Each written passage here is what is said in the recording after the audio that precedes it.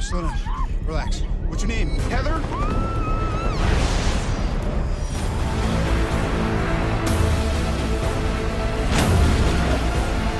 If you want to stop him, it's going to take everything you have.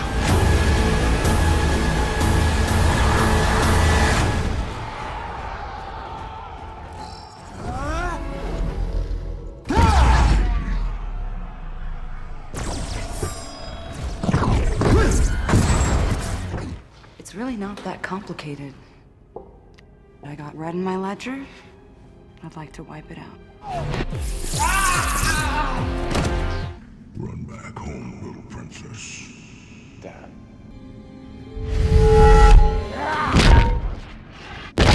Next.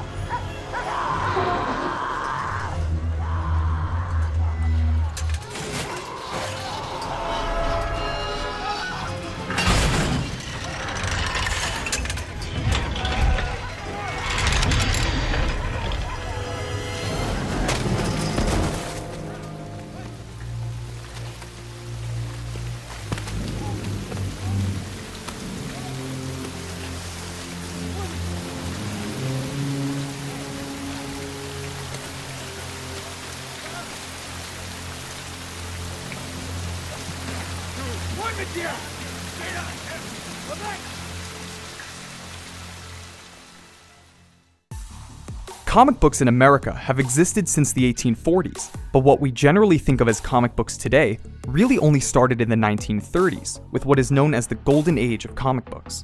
The comic book industry really took off with the publication of Action Comics #1 in 1938, which featured Superman, a character created by Jerry Siegel and Joe Shuster, the children of Jewish immigrants from Lithuania and the Netherlands. And as it turned out, the comic book industry was well suited to Jews. Jewish people having been barred or at least not very welcome in the more upscale entertainment mediums gravitated therefore to what they could wrap their hands on. You know, if you were a creative Jewish guy or woman in the 30s and the 40s, you couldn't get a job in an advertising agency. You couldn't get a job in prestigious journalism. These were occupations that were reserved for the sons and daughters of well-heeled all-American WASP families.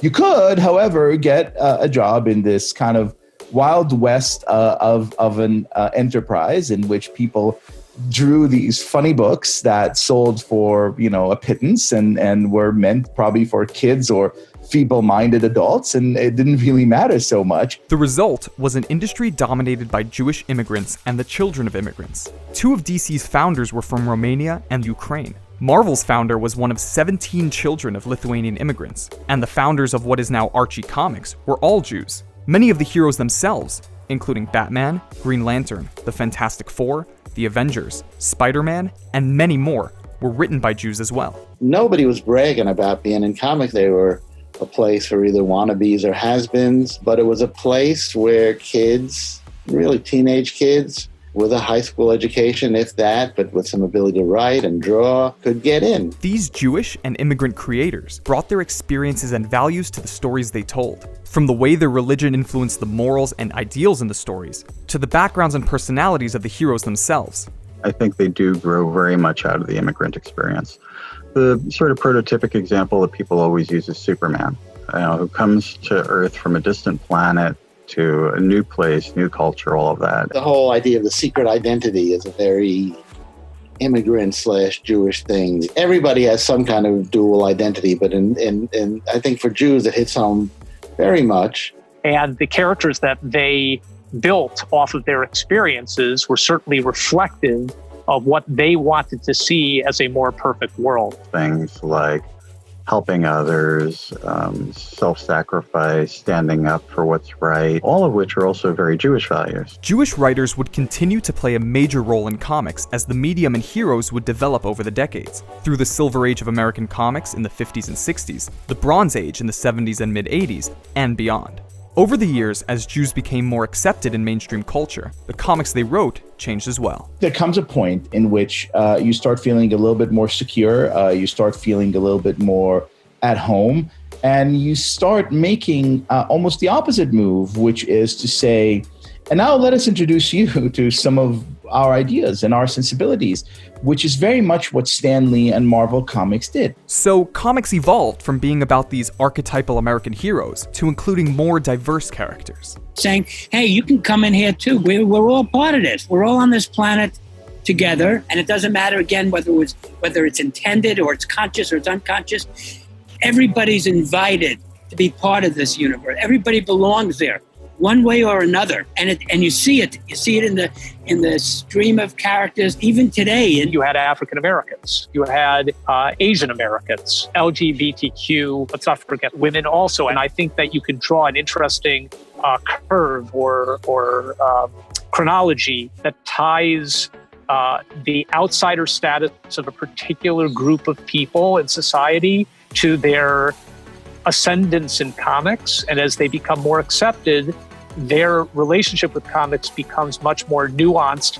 There can be no question that comics were hugely ahead of their time in showcasing people of different ethnic groups, people of different sexual orientations, people who had different ideas and different politics. Comic books felt safe doing it because they're always seen as the kind of stepchild of pop culture. And so they could take much wider risks, and they could really revel in being that much more subversive and that much more inclusive and that much more creative with the stories that they told. So did this medium that brought outsiders to the forefront and shared their values and concerns play a role in shaping a more tolerant society? I would like to believe that there is at least some correlation, if not causation, between the fact that these comic books soon became the beating heart of American popular culture and the notion that we have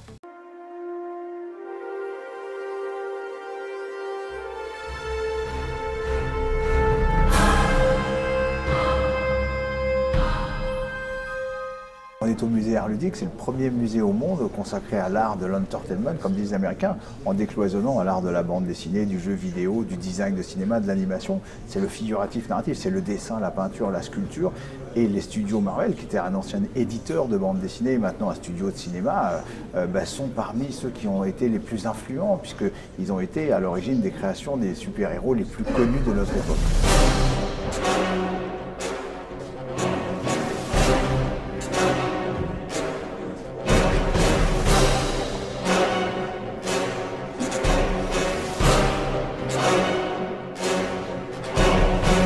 Depuis que je suis môme, depuis que je dessine, j'avais vraiment envie de faire partager la dimension artistique majeure de gens comme Jack Kirby, Steve Ditko, qui sont les créateurs de Spider-Man, Iron Man et Avengers, de montrer la personnalité de Stan Lee. Stan Lee, c'est un monsieur qui a 92 ans, qu'on a rencontré l'année dernière dans la préparation de cette exposition. Et il y a plein de petits modules filmés dans l'exposition qui expliquent, puisque c'est lui, le littéraire, le créateur des personnages. Il a travaillé avec plein d'artistes de dessin. Et donc c'est lui qui a créé les X-Men, Avengers, Iron Man, Hulk, les 4 Fantastiques, Spider-Man. C'est hallucinant, on l'appelle le Homère des temps modernes. Disons qu'on est allé voir tous ces gens-là, on est allé voir les plus grands collectionneurs du monde pour récupérer des pièces de collection. Il y a une page, par exemple, qui est une page originale du numéro 1 de Marvel de 1939. Il y a les pages, il y a la première couverture du Surfeur d'argent, la première couverture de la Torche humaine. Il y a vraiment des pièces de musée, c'est le cas de le dire. Les super-héros arrivent étonnamment toujours en temps de crise. Les tout premiers super-héros sont inventés juste après la crise de 29, en 32, puis Captain America arrive, et c'est l'un des premiers personnages Marvel dans les années 40. Les autres crises majeures de notre histoire, c'est principalement 29, la guerre 40 et la bombe atomique, la guerre froide. À l'époque, c'est vrai qu'on s'en souvient moins, mais Stanley nous expliquait qu'à l'époque, la bombe atomique qui avait déjà explosé au Japon faisait peur dans les années 60. Et donc, il y a eu encore une fois une intervention des super-héros qui sont ce que j'appelle les enfants de l'atome. C'est là où il invente les X-Men, c'est là où il invente Spider-Man qui est piqué par une araignée radioactive, c'est là où il invente ces créatures qui sont censées nous défendre d'une certaine façon, puisqu'elles sont elles-mêmes nées de cet atome ou de recherche scientifique. Il y a plus de 300 planches historiques, vraiment toutes les premières planches des grands super-héros Marvel. Et puis il y a de très nombreuses, près de 300 concept design de dessins d'adaptation, de couvertures plus contemporaines, des dessins de Alex Ross, des peintures originales, mais beaucoup de dessins faits pour le cinéma. Et c'est vrai que le travail des grands créateurs contemporains d'aujourd'hui, c'est de rendre hommage à des personnages comme Iron Man ou Captain America, mais en leur donnant une crédibilité pour le cinéma.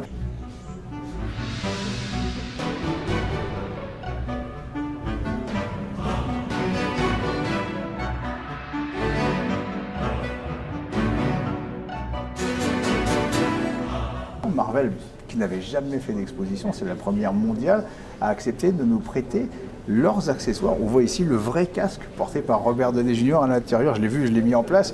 Il y a plein de petites éponges pour qu'il ne se blesse pas, pour qu'il ne se fasse pas une éraflure. On a le vrai bouclier de Captain America qui est très lourd, le vrai marteau de Thor. Je suis un fan de dessin, de peinture, de sculpture. Il n'y a rien qui me contente davantage que de voir les enfants émerveillés et qu'on leur dise « Mais tu sais, derrière ce que tu aimes, il y a des grands artistes ».